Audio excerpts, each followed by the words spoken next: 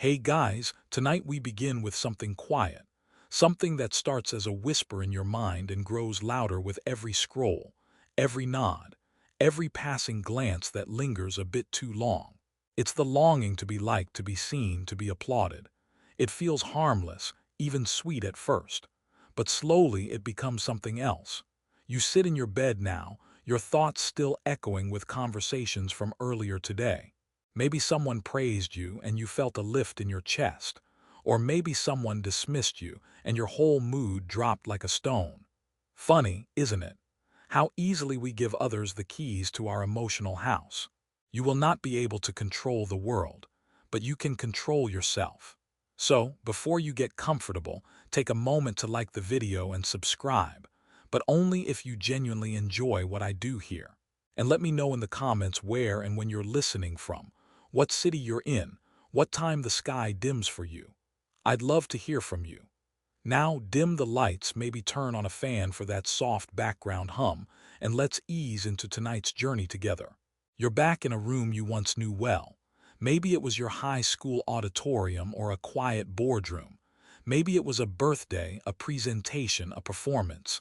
You had prepared. You had rehearsed. You wanted it to go well, needed it to go well, and it did. They clapped. They smiled. They leaned in. You felt yourself float a little above the ground, light and lifted by approval. But later, hours, maybe minutes after, it faded. That warmth became a strange chill. You found yourself checking again. Did they really like it? Did they mean it? Did they still care? This is the thirst for applause, and it's never really quenched. The Stoics would call this one of the most dangerous dependencies, not on food or money, but on opinion.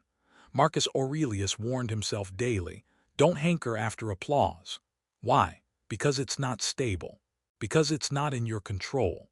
Because it bends you toward what others want, not what you are. Imagine your sense of self as a fire. When it burns from within, from your own clarity, your own principles, it warms you steadily, even in the coldest nights. But if it depends on fuel from others, praise, likes, retweets, it becomes a flickering flame, vulnerable to every gust of wind. You've seen this, haven't you? You've posted something you were proud of only to second-guess it based on the response. You've said something sincere, then shrunk when someone raised an eyebrow. You've walked into a room feeling whole and walked out wondering if you were enough. There's a quiet suffering in all this, a hidden cost. Approval feels like nourishment, but sometimes it's just sugar. It gives you a spike and then leaves you hungrier. A Roman senator once gave a rousing speech that earned roaring applause. He returned to his quarters triumphant, but later, when alone, he wept. Why? Because he realized his argument was popular, not honest. He had said what people wanted to hear, not what needed to be said. He had won their favor but lost a piece of himself. The Stoics would ask, at what price? You begin to see this pattern more clearly now. The moment of applause is fleeting, but the compromise it took to get there can linger. It eats away at you softly, persistently. It asks you to do it again, to repeat, to perform. And what happens when you don't? When you speak your truth and the room is silent? When you choose integrity and no one claps? That's when you meet your real self. That's when you find out whether your inner fire is real or only lit by borrowed flames. Some philosophers still debate this. Is total freedom from opinion even possible? Can we ever truly not care? Maybe not, but care less. Yes, choose where you place your worth, absolutely. That's where your power lies. You can begin even now. Let go just a little of the invisible audience you imagine, the one you're always performing for in your head. Let them walk out of the theater. Let the curtains fall. Breathe. And stay on that quiet stage alone, not as an actor but as yourself. Notice how the air feels. Notice that nothing collapses. Because maybe this is the real performance, living truthfully when no one's watching. Maybe this is the applause that matters, the calm in your chest when you did what felt right, not what felt liked.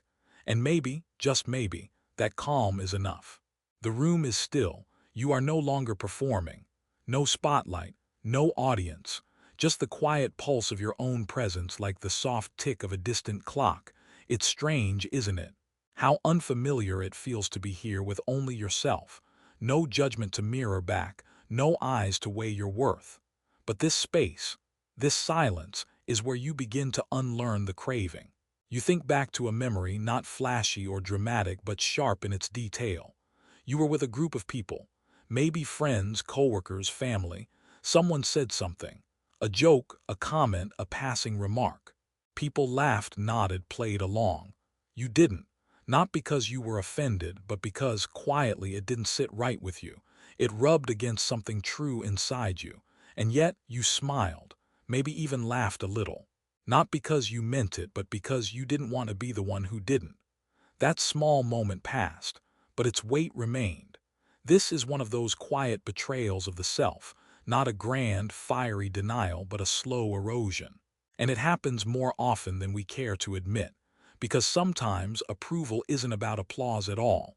It's about blending in, disappearing into agreement. The Stoics would call this the danger of herd mind.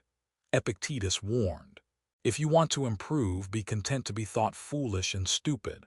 A jarring sentence, but there's something liberating in it, because he's not telling you to be foolish, only to accept that others might see you that way and to be okay with it. Can you handle being misunderstood? That's a question Stoicism returns to again and again, because to live by principle means to risk alienation. And yet, what's the alternative? To be accepted at the cost of your clarity. You begin to notice how often you shape yourself to fit, the way you dress, the way you speak, even your opinions rounded off at the edges, sanded down to avoid friction. It's subtle, social, expected, but it's also a kind of exile from your own nature. A Stoic approach invites you to reverse the gaze. Instead of asking, "Do they approve of me?" ask, "Do I approve of me?" Not from ego, but from alignment. Not from pride, but from peace. It's easy to laugh with the crowd, harder to stay silent when the joke slices too deep. It's easy to nod when the group is certain, harder to raise your hand and say, "I'm not sure." But those are the moments that define your integrity. Take the story of Musonius Rufus, the Roman Stoic teacher. He once spoke against political cruelty in a public forum, calmly, without drama. When warned that his words could cost him dearly, he said, "Then let them cost. But let me not cost myself." Imagine holding your values that close, not as armor but as a compass.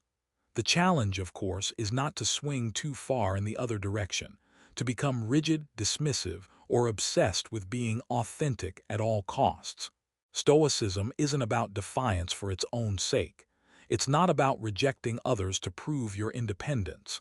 It's about not depending on their view to construct your own. So here you are now, breathing into that strange new stillness. A little uncomfortable, a little freer. You're remembering moments you bent yourself to fit, softened your voice, trimmed your truth.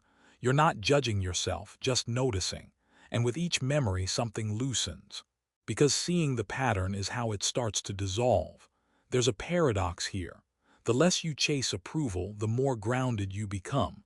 And that grounding attracts a different kind of respect. One not based on performance but presence. Not on charm but character. You don't need to advertise your worth. You just need to embody it. Of course, some people still won't see it. Some may judge. That's part of it. They have their own mirrors, their own distortions.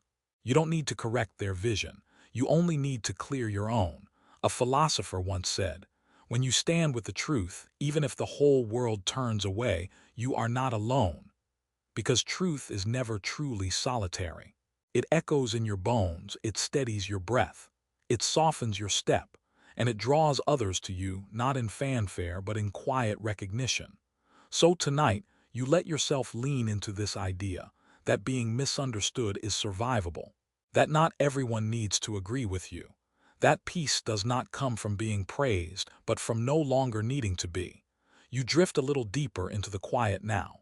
You feel a strange relief, like a costume finally removed after a long performance, and underneath it's still you. A little weary, a little unsure, but real. That is enough. It's a quiet morning inside your mind, no rush. No validation to chase, just breath steady and slow. You sit with your thoughts watching them like clouds drifting past. Some are light and meaningless, what to eat, what to wear. Others linger longer. Memories of conversations, imagined responses, the echo of someone's disapproval. Funny how loud those echoes can be. You remember a time someone didn't like you. Maybe they didn't say it directly, but you felt it. The cold glance, the dismissive tone, the way they never quite welcomed your presence. And you tried, didn't you? Tried to be warmer, funnier, more agreeable. And maybe it worked or maybe it didn't. But in either case, you were left wondering, why does it matter? The Stoics posed that question not to make you indifferent, but to make you free. Seneca wrote, "What you think of yourself is much more important than what others think of you." But to live that truth, you must first admit how easily you've handed others the power to shape your self-image. It's subtle, this trade-off. It doesn't always look like begging for likes or fishing for compliments. Sometimes, it looks like overthinking your message before sending it, or rereading a comment to make sure it won't sound off, or changing your tone depending on who enters the room. Each small edit, a brick in the invisible wall between your true self and your performed self. So what happens when you stop editing? It might help to recall Marcus Aurelius, writing in his journal by lamplight, surrounded by war, illness, and betrayal. He had every reason to be consumed by public opinion. He was emperor after all, and yet his meditations weren't for the world. They were for himself, no performance, just presence. He reminded himself daily, you could leave life right now. Let that determine what you do, say, and think. It sounds heavy, but strangely, it lightens you.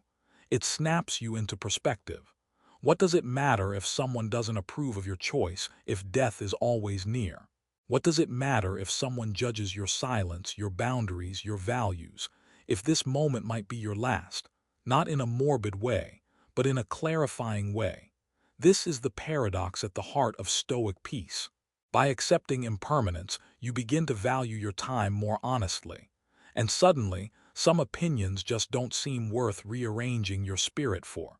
Still, you'll notice the temptation linger. Sometimes it's not approval you crave, it's belonging. And that's human. We are wired for connection. But there's a line, isn't there?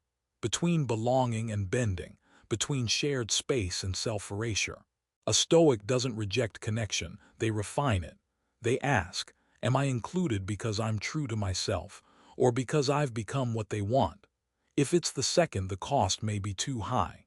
Imagine someone nodding at everything you say, laughing at every joke, always agreeing, never challenging you.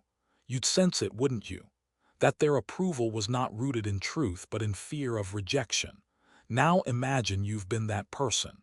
It's okay, we all have, but you don't have to stay there. Instead, you can shift, quietly. You don't need to announce your independence, just begin to live it, bit by bit. Let silence sit where you used to fill it with empty affirmation. Let disagreement breathe without rushing to smooth it over. Let your opinions be heard, even if they wrinkle someone's comfort. And here's the strange, wonderful twist. When you stop needing others to approve of you, you create the space for real connection. One that's not built on masks but on mutual clarity. People might resist the change, or they might respect it. But either way, your compass is internal now. This moment, right now, is a chance to practice that shift. You're lying there, letting your breath be enough. Letting your presence be enough. You don't need to prove anything tonight. You don't need to be clever or wise or pleasing. You don't need to replay that awkward moment from earlier, wondering if you said too much or too little. You're just here, a mind resting in itself, a soul reclaiming its own rhythm. Somewhere inside, that ache for approval softens, not gone but seen. You realize that it's not about becoming immune to judgment. It's about becoming more interested in your own truth than in their reaction to it. There's a beautiful stillness in that shift. You're not above the world. You're simply no longer anchored to its every ripple. And that detachment, it feels a lot like freedom. You remember being praised. It felt good, so good, in fact, that part of you wanted to chase that feeling again. Maybe you were a child holding up a drawing. Maybe you were a teenager basking in a compliment about your talent, your looks, your cleverness. The moment lit something inside you, but later you learned something. That light flickers fast when it depends on someone else's match. Tonight, you lie still and begin to trace how often you've shaped yourself to fit the mold of someone else's admiration. The Stoics called this the slavery of applause, when your sense of worth is contingent on the crowd's reaction. It's easy to scoff at the idea of a crowd. You might think, I'm not a performer, I don't need mass approval, but crowds aren't always large. Sometimes they are just 3 or 4 voices in your life whose opinions you've elevated like gods. And when those voices disapprove, or worse, fall silent, it stings more than it should. You try to reason it away, but the discomfort lingers. Why? Because somewhere deep down, you've given them a vote in your self-definition. But the Stoic asks you to revoke that vote. Epictetus offered a brutal clarity. If you wish to be free, then learn to disregard what others say about you, good or bad. Not because opinions have no value, but because truth must come first. Your inner compass must be untethered. You think of Socrates now. No throne, no riches, no public acclaim, but a clarity of mind that could not be shaken, even when condemned to death. When offered the chance to flee execution, he refused, not out of pride but out of principle. He would rather die misunderstood than live disloyal to his truth. Would you? That's not a question you need to answer tonight, but let it stir in you. You've had moments like that, small, private defiance. Saying no when it would have been easier to nod, choosing quiet over flattery, letting someone down gently instead of misleading them for your comfort. Those moments, too, are heroic, because each time you choose truth over applause, you train a different muscle, the one that governs your peace, your integrity, your stillness. There's a peculiar tension here, isn't there? You still want to be liked, but now you want to be real even more. And here's the irony.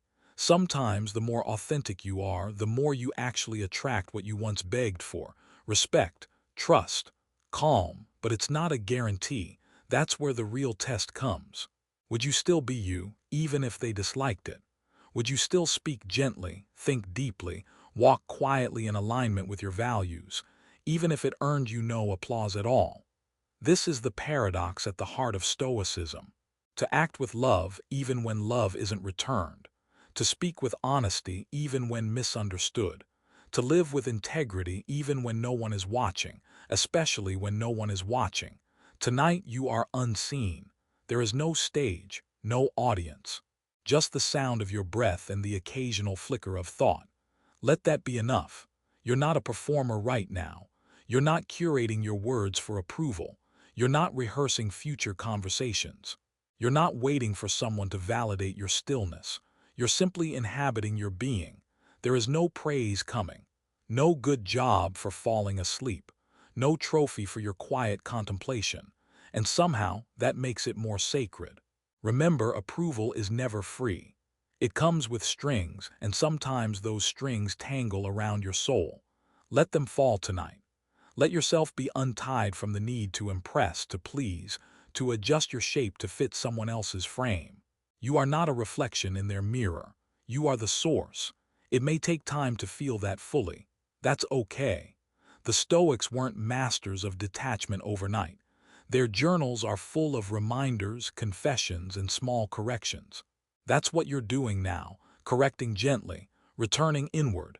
You think again of Marcus Aurelius. Each morning he wrote his meditations not for show but to prepare himself. He didn't expect perfection, only practice. A return to principle. Maybe tonight your version of practice is simply lying there and whispering, "I don't need their approval to be at peace." Maybe that's enough. It is. You breathe slowly, sinking deeper beneath the surface. Tonight there is no rush to prove anything, not even to yourself. You simply are, and that's where we begin again.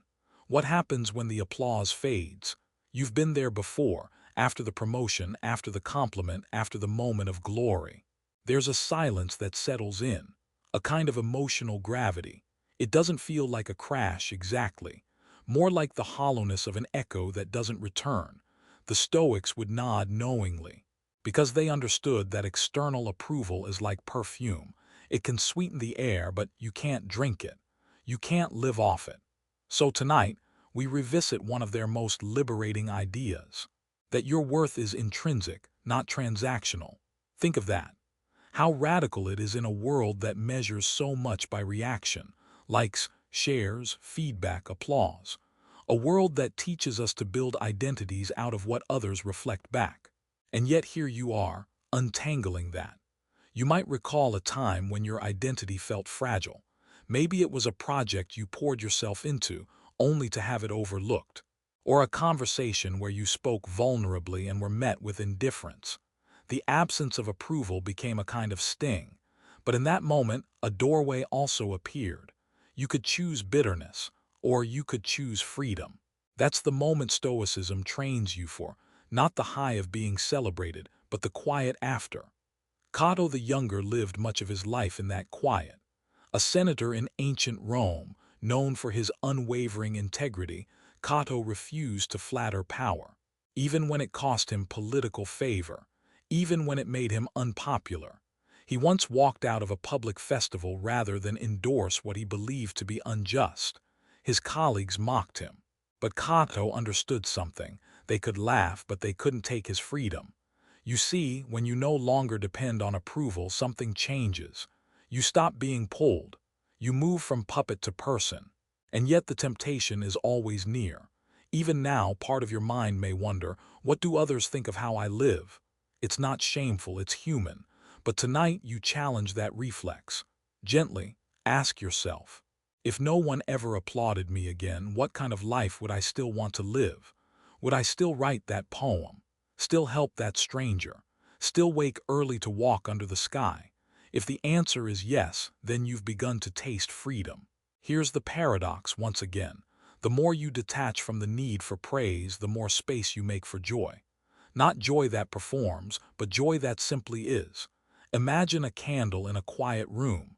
It doesn't need an audience. It flickers, it glows, it warms the air, regardless of who watches. You can be like that too. But don't worry if some part of you still longs to be seen. That longing doesn't need to be exiled. You can acknowledge it, smile at it, and let it pass. Desire for approval becomes dangerous only when it becomes demand. And you are learning to release demand. This is not detachment in the cold sense. It's not about apathy. It's about reclaiming your center. You can still care deeply about people. You can still feel joy when someone affirms your efforts, but you no longer depend on it. That's the shift. It's the difference between tasting honey and being addicted to it. You remember now a quiet moment. Perhaps you were walking alone or reading or simply watching the sky shift. No one saw you. No one praised you. And yet you felt alive. That was you untethered. That was truth. Some philosophers still debate whether we can ever be entirely free from social validation. Maybe not. Maybe that thread is always there. But Stoicism doesn't ask for perfection, only practice. So tonight, you practice. You lie still, notice the breath, and whisper inside, I am enough, even when unnoticed. Not as a performance, not to prove something, just as a quiet fact. And in that whisper, a door opens, not outwards but in. Beyond the need to impress, beyond the fear of being overlooked, beyond the echo of applause long faded, there is something quiet and steady there. You breathe deeper now, feeling the gravity of your own presence. There's a stillness that holds you. Not heavy, not loud, just there, like the ground beneath your feet, like a friend who stays even when no one else does. And here we continue. There's something curious about humans. We fear judgment, yet often build our lives around it. Like setting up camp in a storm and wondering why we keep getting wet. Tonight, you revisit a memory. Not a grand one, just a small moment. You laughed a little too loudly at a joke in a room full of people. And instantly you noticed a face frown, or maybe not frown, maybe just glance. But in that glance, your mind spun a story. They think I'm foolish. I should have stayed quieter. You carried that moment for days, maybe years. And for what? You begin to see it now. How deeply approval weaves itself into the micro movements of your day. The pause before you speak. The slight edit to your story. The way you wear your confidence like armor, hoping to be perceived just right. Epictetus, the freed slave turned philosopher, once taught his students this. It's not things that disturb us but our judgment about things. In other words, it wasn't the glance that hurt you, it was the meaning you gave it. That moment you felt rejected. You constructed that narrative, and you can unbuild it too. Let's try. Imagine the same moment. You laugh, someone glances, and this time you think, maybe they're just tired, maybe they didn't even hear me. Or maybe, most radically, they heard me, judged me, and that's okay.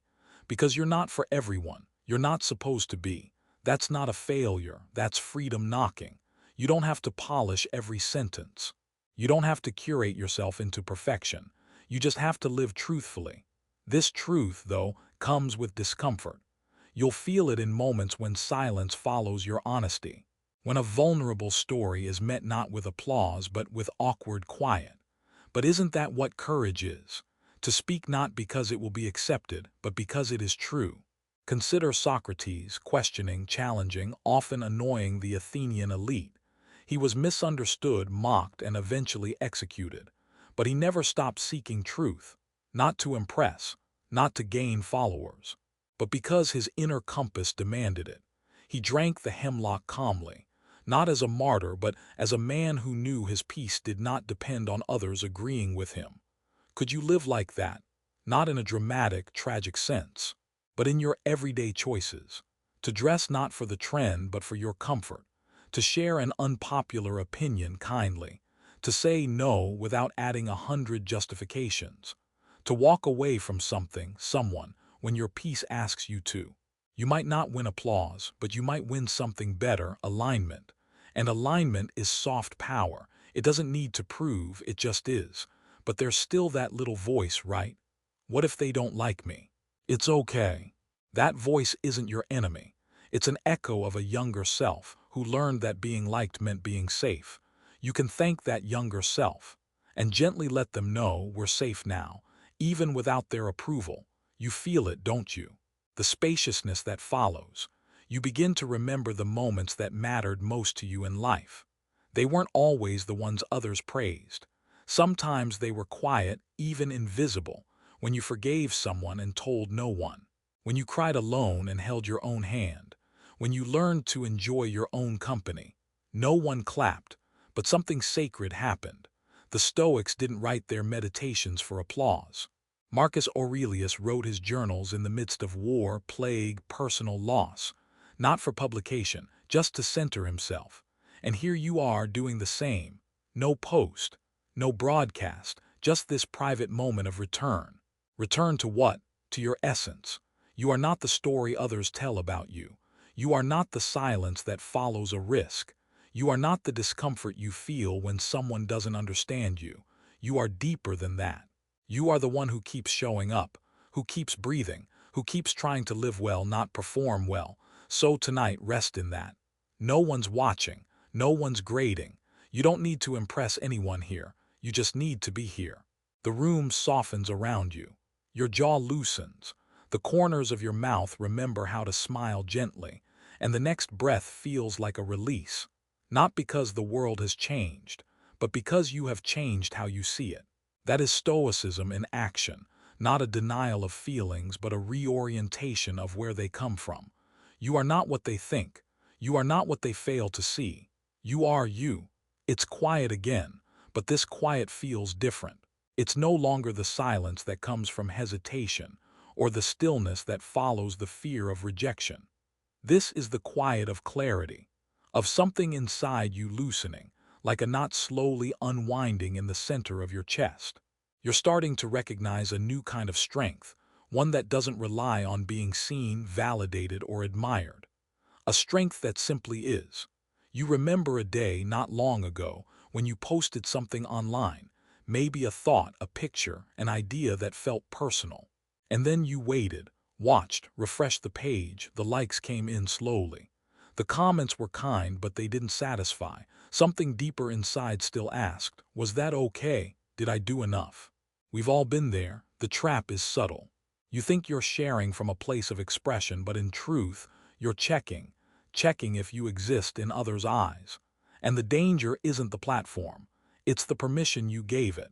The Stoics would call this the sickness of depending on externals. Seneca warned of the instability that comes when your happiness is tied to things outside your control, including reputation, praise, or fame. Can you see how fragile that makes you? One harsh comment and you spiral. One compliment and you soar. Your mood becomes a puppet pulled by invisible strings, strings you didn't tie but never thought to cut. But you can. And tonight you begin. Start by asking, what if the world never clapped for you again, would you still sing? What if your best work went unnoticed, would you still create? What if your kindness wasn't praised, would you still be kind? The truth is, the answers aren't easy, but they're yours to uncover. In ancient Rome, there was a tradition.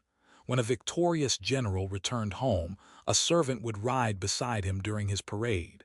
And as the crowd cheered, the servant whispered in his ear, "Memento mori."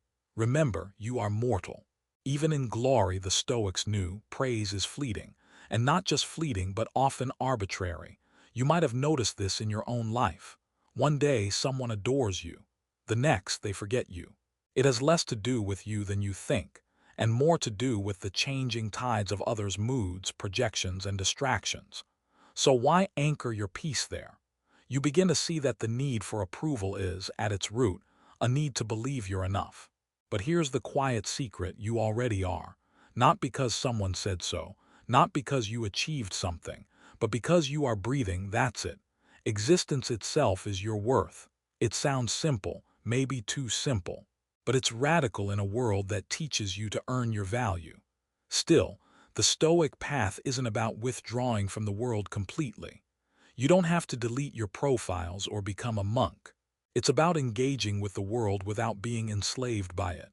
That's the art: to care but not cling, to share but not depend, to be seen but not defined by the seeing. It's subtle. It means posting what matters to you and letting it go. It means speaking up, not to impress but to express. It means living so fully in your principles that approval becomes a side effect, not the fuel. Let's look at a man who practiced this well, Cato the Younger. A Roman senator known for his integrity, Cato wore plain clothes when others flaunted their wealth. He walked barefoot through mud while others rode in litters. Not to appear virtuous, but to be free from the grip of status. People thought he was strange, and perhaps he was, but he was also untouchable. You too can begin to walk your own road even if it looks strange to others. And when the voice of doubt rises, will they think I'm weird, unlikable, too quiet, too much? You gently answer, that's not my burden to carry. Their thoughts are their thoughts. Your responsibility is your character. And your character is built, not in the spotlight but in the shadows, when no one's watching. Tonight, you let go of the hunger to be understood by everyone. You realize not being understood doesn't make you wrong. It might even mean you're onto something true. And truth is often lonely, but it's never hollow. So you let your spine soften into the bed beneath you. You feel the pull of gravity, a reminder that the earth holds you without asking anything in return. No applause, no likes, just presence. You are beginning to belong to yourself. And as you belong to yourself, others' approval feels less necessary, less seductive. You still appreciate kindness. You still smile when someone sees you, but it doesn't shake your core anymore. You've replaced the shaky scaffolding of praise with the solid stone of principle. This is the shift, and it's not theoretical, it's real. You'll feel it tomorrow, when someone makes a passive comment and you don't overthink it, when you choose silence instead of defending yourself, when you walk into a room and no longer need to prove you belong, because you already do. You belong to this moment, this breath, this life. No one gets to vote on that. So breathe again. Feel that quiet widening inside your ribs, and let it echo. You don't need their applause. You don't need their permission. You just need your truth and the courage to live it. You wake to a familiar pull, the desire to check, to scroll, to confirm your place in the world by seeing how others are responding to it. It's subtle, almost instinctual. Before your feet touch the floor, your mind reaches for affirmation. A message, a mention, a response. But tonight, as you drift through memory and meaning, you begin to notice this craving as something separate from you. Not a flaw, not a weakness, but a habit. And like all habits, it can be seen, questioned, unwoven. You start to wonder, how did it begin, this quiet dependency on being seen? Maybe it was childhood, a time when approval was currency. A nod from a teacher, a smile from a parent, a pat on the head when you did something right. Back then, being good often meant being pleasing. You learned to trade truth for acceptance, sometimes silence for belonging. The Stoics would tell you that the seed of approval seeking is not vanity, but fear, a fear of exclusion, a fear that if you're not admired, you'll be abandoned. And yet Epictetus reminded us, if you want to improve, be content to be thought foolish and stupid. Not because you are foolish, but because growth often looks strange to those who remain the same. So here you are, gently pulling apart the illusion that others must approve of your journey for it to be valid. Imagine, for a moment, a painter in their small studio. The world doesn't know their name. Their work isn't shown in galleries or shared in posts. But every morning they return to the canvas, not for praise but for practice, for presence. Because painting is the reward. You are that painter. Approval is optional. The process is enough.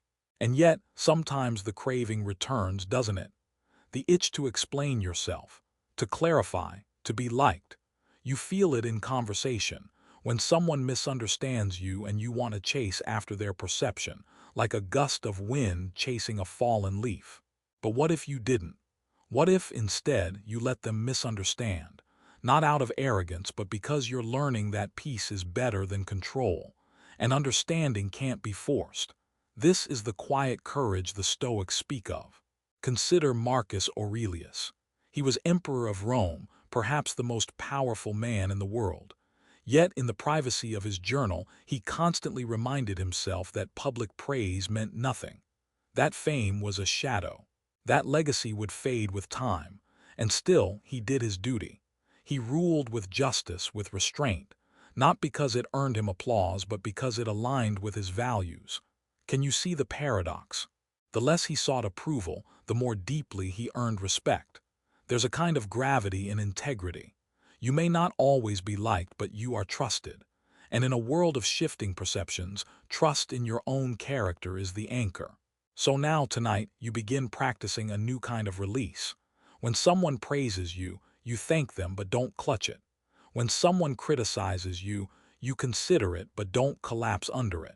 When you're overlooked, you don't rush to be louder. You stay rooted, not out of indifference but out of intention, because your peace is too sacred to trade for public opinion. The truth is, approval is a moving target. You hit it today and tomorrow it's somewhere else.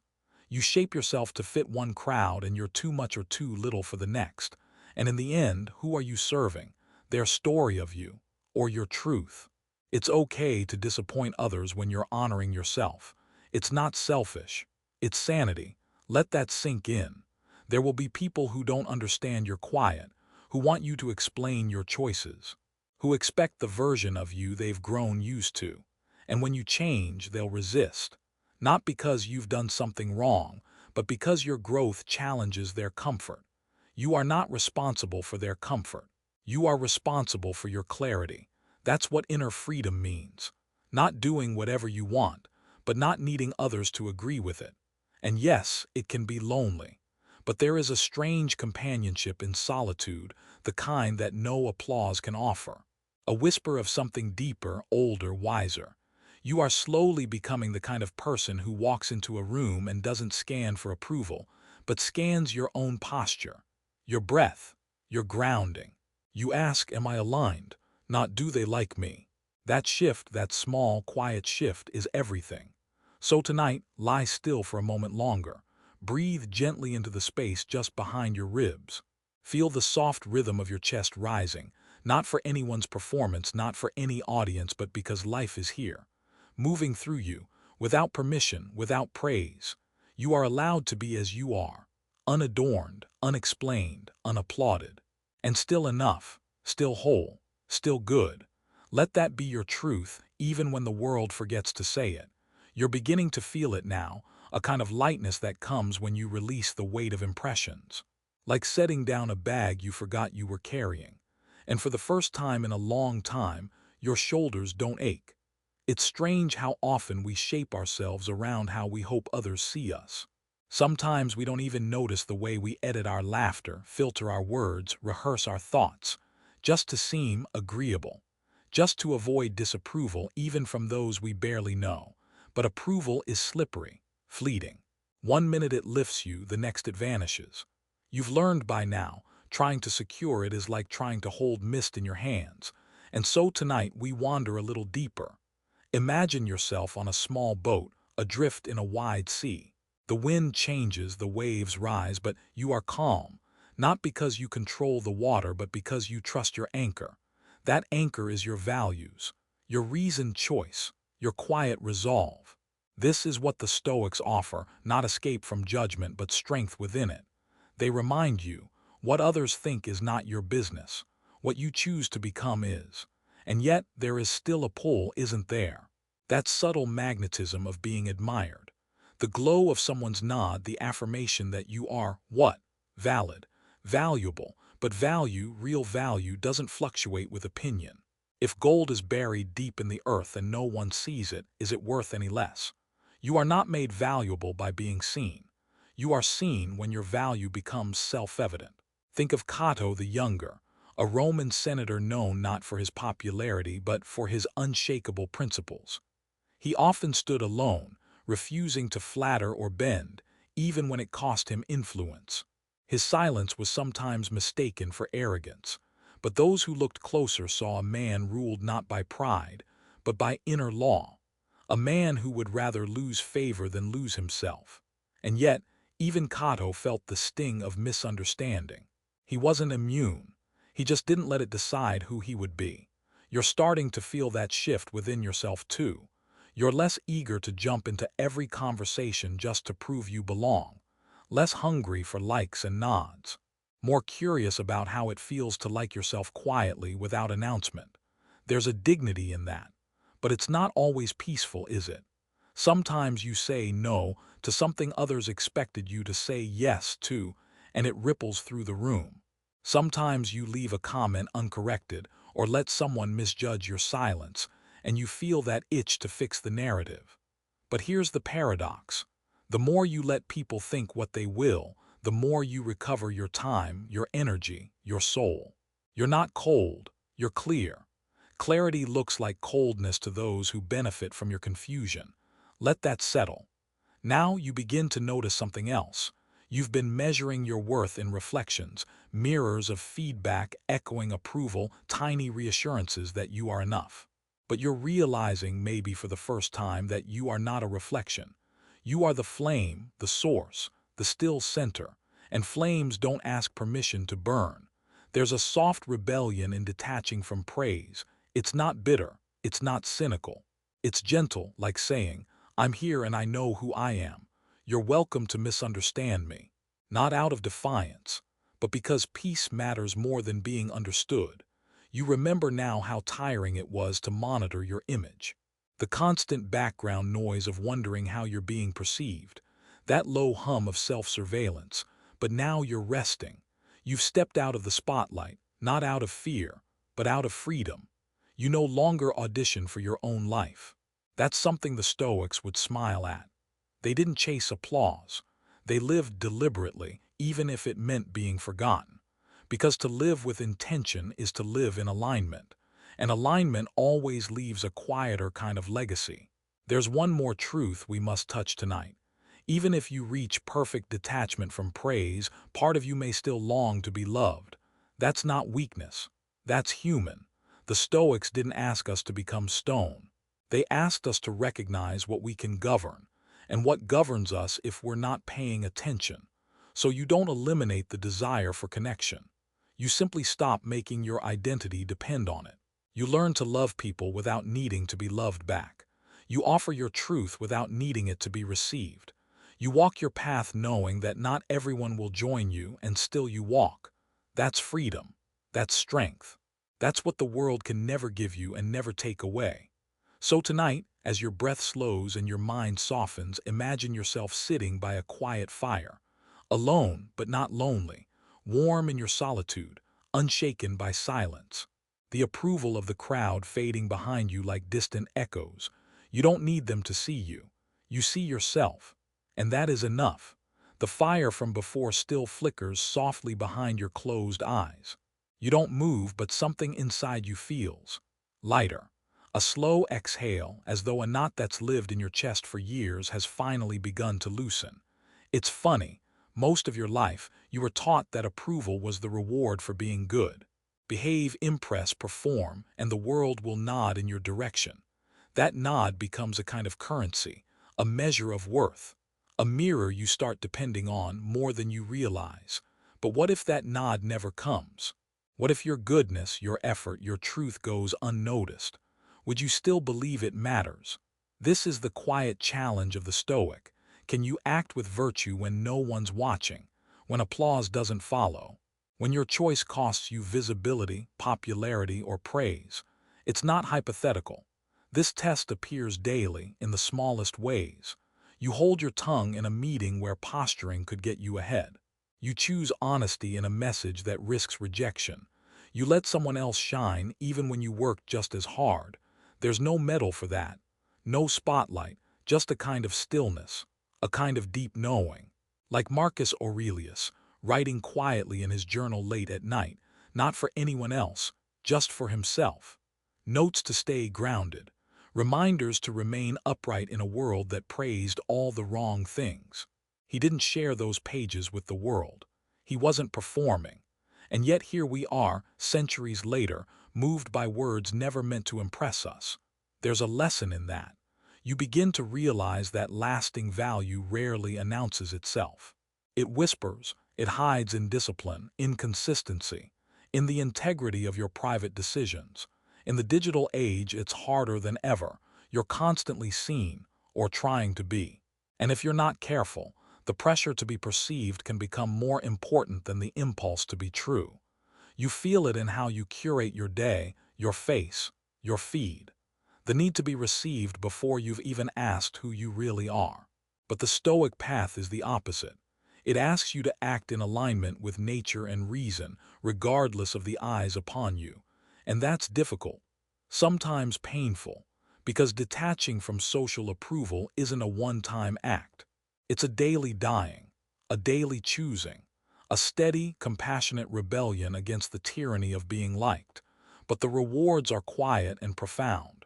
You feel it in how you sleep better because your conscience is clean. You feel it in how you move through a room, not needing to impress, just to be. You feel it in how you can disagree without raising your voice, or how you can be misunderstood without chasing after an explanation. It's not detachment out of bitterness. It's clarity out of love, a love for what's real, what's essential. Let's pause with a small image. Picture yourself walking through a marketplace, bustling and loud. Merchants calling out, opinions flying like arrows, faces turning toward you then away again. But you walk with steady steps. You know what you came for. You're not pulled by every stall, every shout. You're not avoiding the crowd. You're just no longer ruled by it. That's the kind of freedom the Stoics practiced. Not isolation, but independence. They were in the world but not owned by it. Epictetus taught this through his very life. Born a slave, he endured years of hardship, but no one could ever chain his thoughts. He knew that freedom wasn't granted by status, but by the ability to respond wisely, regardless of circumstance. That kind of freedom requires courage, because it's tempting to chase the easier validation, to post what gets likes, to say what wins applause, to smooth your edges so you don't risk rejection. But you're beginning to ask different questions now. Not how do I look, but am I honest? Not do they like me, but did I do the right thing? Not will they remember me, but was I true to myself? There's power in that shift. It's not flashy, it's not always visible, but it's real. And when your life is over, and it will be, you won't be judged by how many followed you.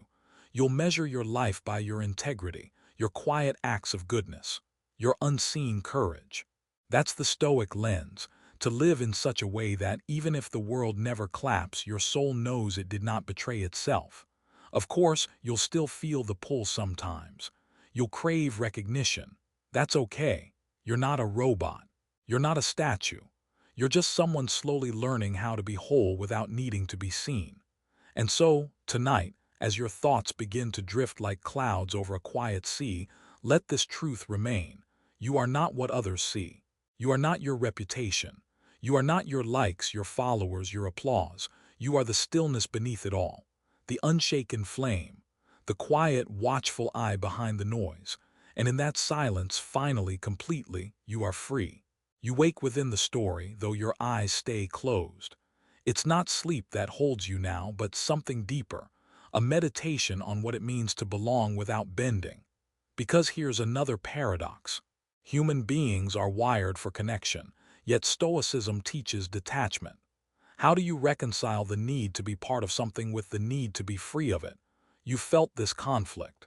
In a conversation where laughter swirled like wine and you smiled, though you didn't quite agree.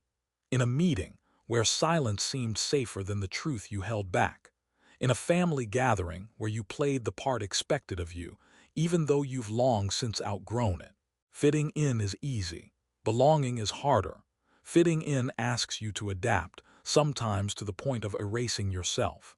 Belonging asks you to be seen as you are, and to stay that way even if it costs you approval. That distinction matters. The Stoics never argued for isolation. They weren't hermits. Marcus Aurelius ruled an empire. Epictetus taught in crowded rooms. Seneca advised emperors. They moved through society with full awareness of its traps and refused to be defined by them. And so can you. But it means learning how to stay grounded in who you are, even as the winds of other people's opinions whip around you. Tonight, think of yourself as a tree, not a fragile sapling bending at every breeze, but an old, gnarled trunk with roots deep into the earth. You sway, yes. You listen. You absorb, but you don't get uprooted. You've seen people live the other way, always shifting, always molding themselves into someone else's expectations, smiling when they want to scream, agreeing when they want to walk away, becoming fluent in a language of performance so convincing they forget their native tongue. That's not belonging. That's camouflage. And camouflage in time becomes a coffin. Because when you live only to be liked, you begin to resent the very people whose approval you sought. You give them power, power to shape your self-image, power to withhold worth, power to confuse your path. That's a heavy burden to place on anyone and a slow death for your own soul. The Stoics offer a better way, one that starts by reclaiming your agency. You learn to say, "This is who I am." Not arrogantly, not defensively, just clearly. You learn to speak when it matters, even if your voice shakes. You learn to stop apologizing for your existence, for your depth, for your softness, for your refusal to play games. You become someone who no longer needs to win in order to be whole. That doesn't mean you stop caring. It means you care selectively. You still show kindness even when it's not returned. You still listen, even when misunderstood. But you don't depend on validation to feel alive. It's a quiet revolution. You begin to choose presence over performance, truth over politeness, purpose over popularity, and slowly your relationships shift. Some people drift away. Others come closer. But now the connections that remain feel rooted, real, built on resonance, not roles. You notice, too, that solitude begins to feel less like emptiness and more like intimacy with yourself. That's the irony. The less you chase approval, the more you discover the approval that matters, your own. And it's from that place of inner steadiness that you can offer others the most genuine version of you. Imagine it, conversations without pretending, friendships without scorekeeping, love without performance. You don't need to be loud to be whole. You don't need to be visible to be worthy. You just need to be aligned with your values, your intentions, your quiet knowing. Like a stone at the bottom of a river, unmoved by the current above. This doesn't mean you'll never feel the sting of rejection. Of course you will. You're still human. You still long to be seen. But now you meet that longing with a deeper question. Do I want to be seen, or do I want to be true? And more often than not, you'll choose truth. It's not glamorous. It won't always be rewarded, but it will give you peace. And peace in the end is better than popularity. So tonight, let this settle over you like snowfall. You don't have to perform for your place in the world. You don't need to wear 1,000 masks. You are already enough, flawed, tender, growing. You are not your audience. You are not your applause. You are your quiet effort, your honest heart, your unseen integrity, and that is more than enough. There's something tender that rises in you now, a mix of exhaustion and relief. You've been running a long time, haven't you? Running from silence, from stillness, from that unbearable question. What if I'm not enough unless someone else says I am? But tonight you stop, you breathe. And in that breath you realize something vital. Chasing social approval is like trying to fill a well with a sieve. No matter how much you pour in, it slips through. Applause fades. Compliments dull. Attention shifts elsewhere. Always. And that's the design. Approval from others is external. It's borrowed light, and borrowed light always flickers. The Stoics understood this. That's why they placed all worth within the self, not the ego, not pride, but that quiet inner compass. They called it virtue. And they believed virtue is the only good.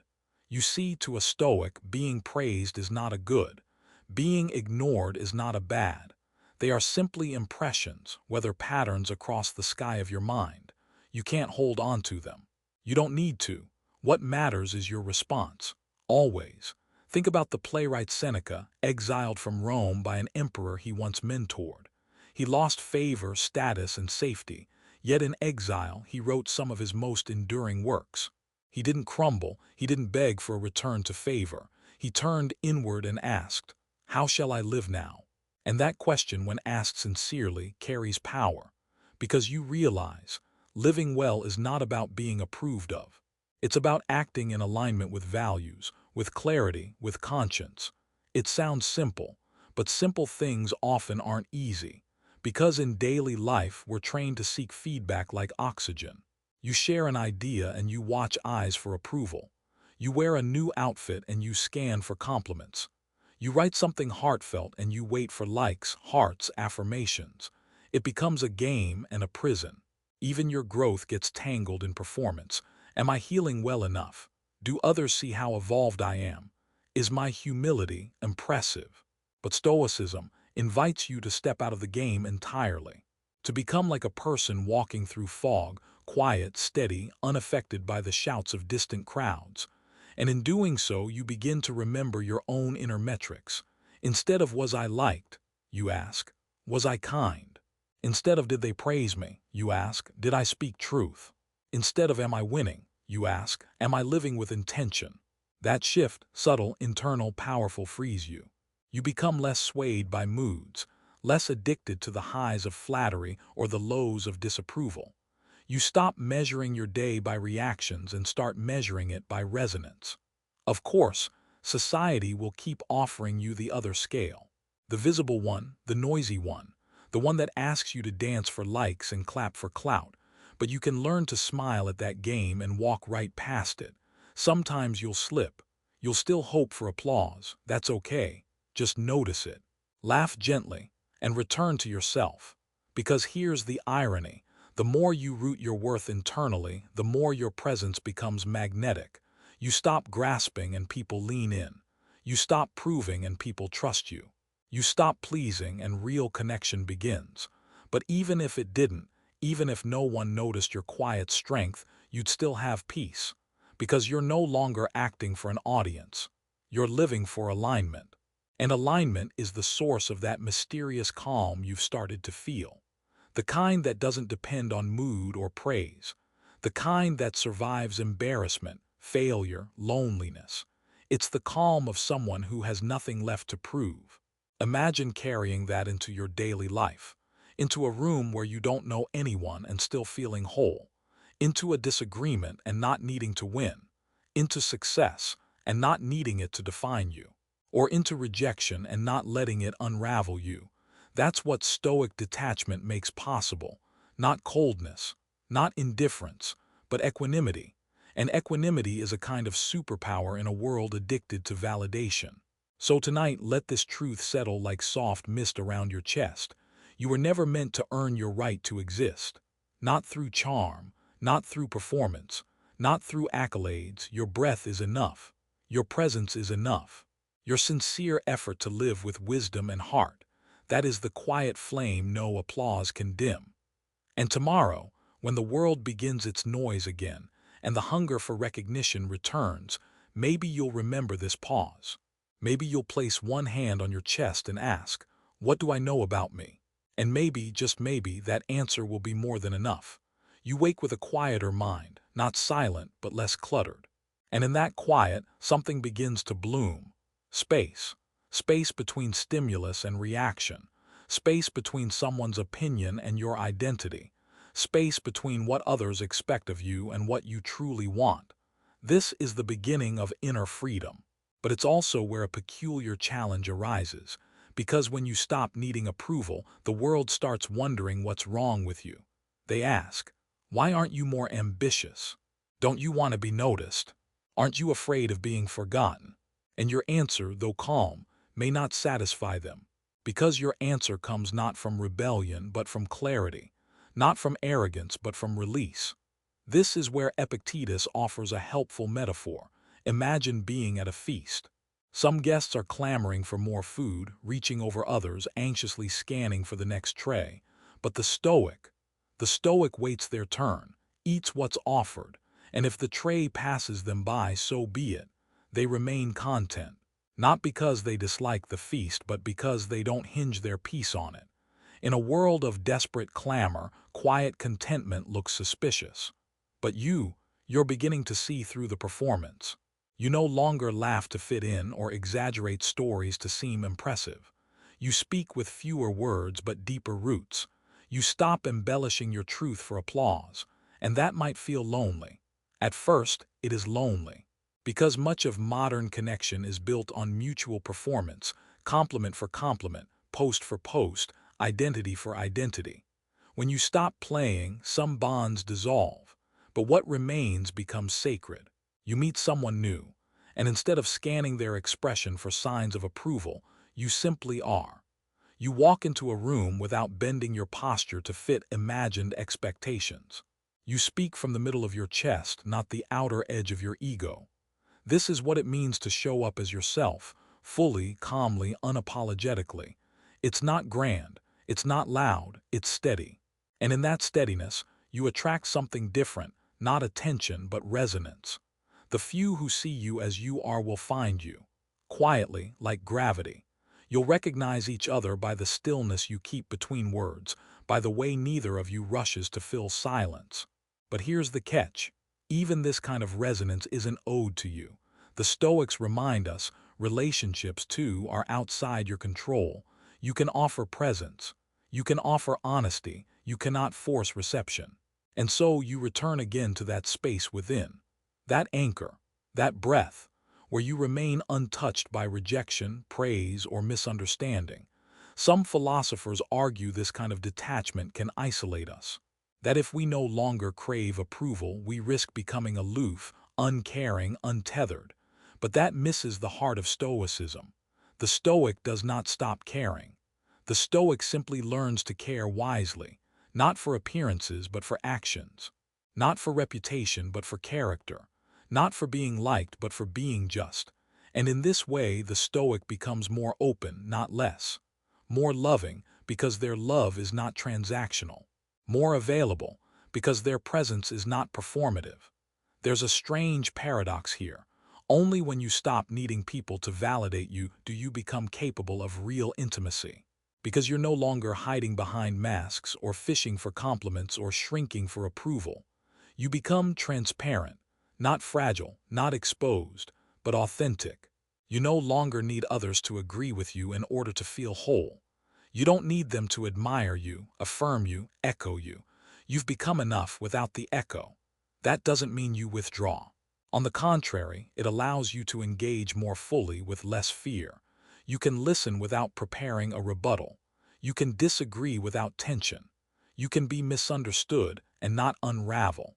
This is the freedom Marcus Aurelius wrote about between battles and responsibilities. Do not waste what remains of your life in speculating about others. It is not what they say or think that should disturb you, but what you say to yourself. And what you say to yourself now has changed. It's slower, softer, truer, something like, I am not here to perform, I am here to be. And that's enough. You start noticing the small joys that don't require applause. The weight of your body on a sun-warmed bench, the sound of a kettle just before the boil, the smile of a stranger you'll never see again. No likes, no comments, no followers gained, and yet completely fulfilling. Because when you stop chasing approval, you start noticing life. And when you start noticing life, you stop trying to edit it. The fog lifts. Not all at once, but steadily like early morning light through blinds. You find yourself making choices differently, not for image but for integrity. You turn down a project not because you're afraid, but because it doesn't align. You say no to gossip, not because you're above it, but because it costs too much peace. You walk away from certain dynamics, not in anger, but in clarity. And with each of these small acts, you write a quiet story. A life lived not for praise, but for presence. The world does not slow down just because you do. It races on, ever curious about who's trending, who's falling, who's rising again. The cycles of opinion spin like a carousel, dizzying those who step on. And yet you remain still, not frozen, just still, because something inside you has stopped grasping. You see how easily people are captured by praise and just as easily wounded by criticism. The applause of the crowd feels sweet until it turns. And when it turns sharp. You remember this happening to a friend once. One day they were celebrated, lifted high by voices chanting their name. The next, those same voices whispered, then shouted, then vanished. They hadn't changed. The world had simply found someone shinier. That's the thing about approval. It's rented, not owned. It's borrowed from attention spans that shift like weather. You saw what it did to your friend. How they started measuring their worth by numbers and mentions. How they posted more often, smiled a little wider, laughed just a bit louder. Not because they felt joy, but because they feared being forgotten. And then, quietly, something broke inside them. You didn't fully understand it at the time. But now you do. They weren't chasing fame. They were fleeing insignificance. But the Stoics teach us something bracing here. Being unknown is not a problem. In fact, it may be a blessing. Musonius Rufus, a lesser-known but deeply practical Stoic, reminded his students that virtue does not depend on audience. A good act is good, even if no one sees it. A just choice is just, even if no one applauds. You start testing this idea yourself. You do something kind and tell no one.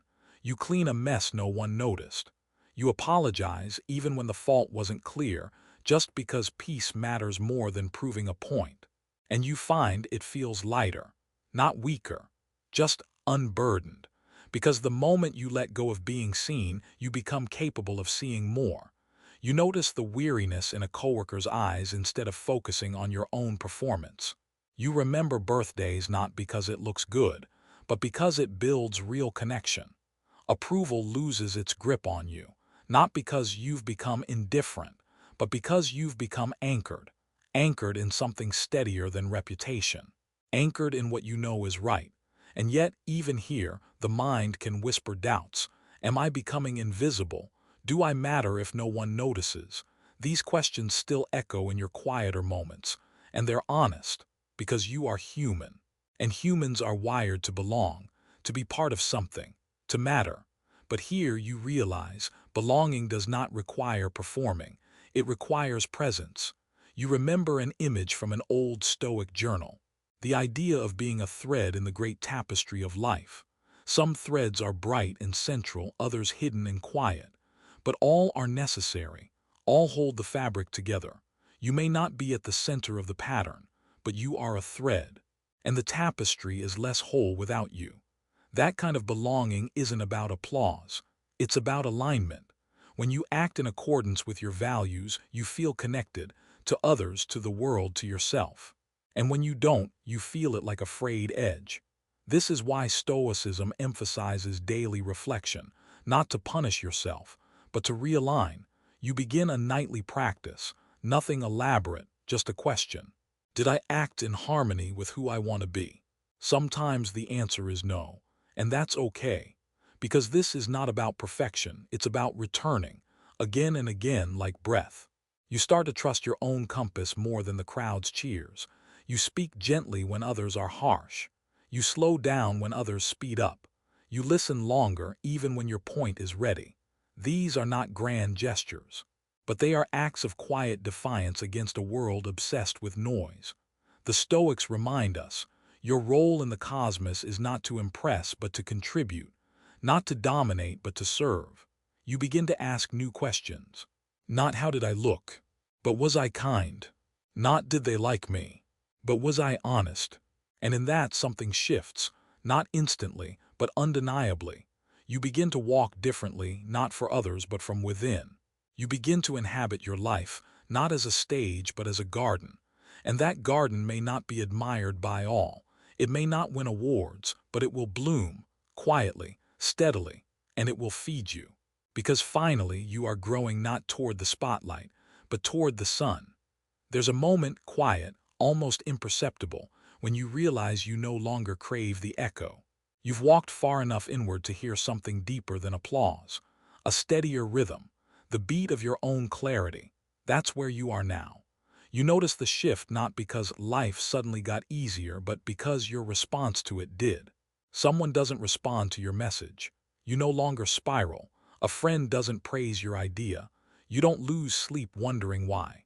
You've tasted what it's like to live from the inside out, and now anything else feels foreign. You don't scorn approval, you just don't need it to feel real anymore. The Stoics spoke of eudaimonia, a flourishing life, not dependent on externals but nourished by virtue, and you finally see what that means. Because peace doesn't arrive through validation, it arrives through alignment. You recall how Marcus Aurelius would write late into the night, not to be published, not to impress, but to sharpen his own soul. Don't waste time arguing what a good person should be. Be one. You're starting to understand how radical that is. To live so that your conscience feels clean, even if the world misunderstands you. To act so that your character is intact, even when your name is forgotten. It doesn't mean giving up on community. It means releasing the performance within it. Now, you notice more. How someone's quiet resilience is more admirable than their resume. How someone's steady loyalty outshines their loud achievements. You begin to surround yourself with different voices. Softer ones, truer ones. Not flatterers, not followers, but companions. People who ask, "How is your soul?" rather than "What have you accomplished lately?" Because your worth was never meant to be measured in metrics. It was always meant to be felt, in presence, in intention, in stillness. And as you walk through the final echoes of your former hunger for approval, you smile. Because you're no longer trying to be someone who is admired. You're trying to be someone who is whole. That wholeness brings a new kind of freedom. You can apologize without shame. You can change your mind without defensiveness. You can walk away from what's popular and toward what's right for you. The Stoics believed in a life examined, not exhibited. And that's what you're living now. Not a performance, a practice. And like all practices, it unfolds quietly day by day. You may not always feel serene. You may stumble. You will forget. But you now know how to return. Back to your breath. Back to your center. Back to the truth that you don't need to be praised to be purposeful. You don't need to be seen to be sincere. You don't need to be remembered to be real. As the night deepens and the world softens around you, your journey lands here. Not at a finish line, but at a place of rest. A quiet place where approval dissolves and only essence remains. You sit in that space now, unwatched, unmeasured, and finally enough. Now let's slow things even further. The sky outside your window is perhaps velvet black now, or maybe a deep, quiet blue. Somewhere a breeze moves through a tree. Somewhere a city slows its breath. And here you are, eyes gently closing, thoughts moving like waves, ebbing and soft. You don't have to do anything now. You don't have to impress, respond, perform, or adjust. You are not on trial here. You are not on display. You are simply allowed to rest, like a mountain beneath the fog, still, quiet, present. And in that stillness you're returning to yourself, returning to the part of you that never needed applause to feel complete, that never needed approval to feel alive, that only ever needed truth and stillness and breath. So rest here. Let the night carry you gently. Let the world fade